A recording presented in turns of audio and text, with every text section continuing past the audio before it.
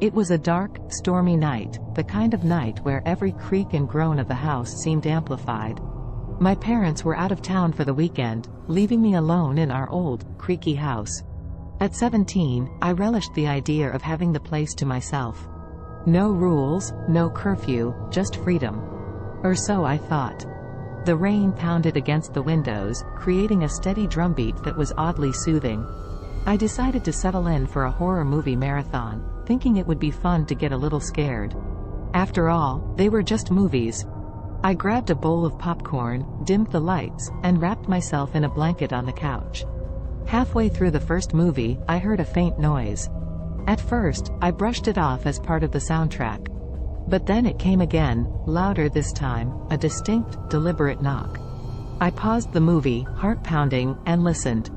Nothing but the relentless rain. "Get a grip," I muttered to myself, pressing play.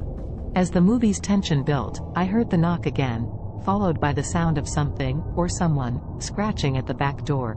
Fear gripped me, making it hard to breathe.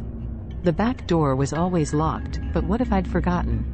I forced myself to stand and tiptoed to the kitchen.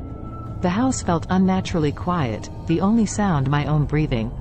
I reached the back door and peered through the small window. Nothing. I flipped the lock, ensuring it was secure, and turned back towards the living room.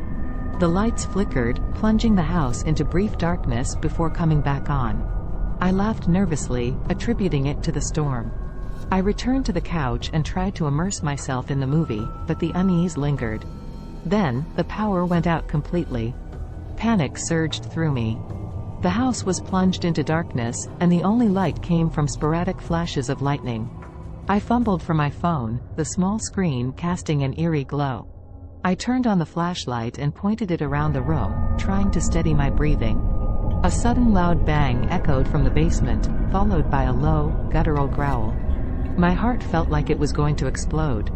I wanted to call my parents, but they were hours away, and I didn't want to worry them unnecessarily. Instead, I dialed the police. My hands were shaking so badly I nearly dropped the phone. 911, what's your emergency? The operator's calm voice did little to soothe my nerves. There's someone in my house, I whispered. I heard noises coming from the basement. Stay on the line. Officers are on their way. Find a safe place to hide and lock the door. I crept up the stairs to my bedroom, locking the door behind me. The phone remained pressed to my ear, a lifeline to the outside world. I could hear my own heartbeat over the rain. Minutes felt like hours. Then, from downstairs, came the unmistakable sound of footsteps. Slow, deliberate, heavy footsteps. Someone was in the house. I hear them, I whispered to the operator. They're inside. Stay calm. The police are almost there. The footsteps reached the top of the stairs, pausing outside my bedroom door. I stifled a scream, biting down on my knuckles. The doorknob rattled, and I thought I was going to pass out from fear. Then, silence. The operator's voice pulled me back. They're at your front door. Stay quiet. They'll be there any second. A loud crash reverberated through the house, followed by shouts. My bedroom door burst open, and I screamed, but it was the police. Relief flooded through me as they swept the room, ensuring I was safe. It's okay, you're safe now, one officer said, his voice firm yet comforting.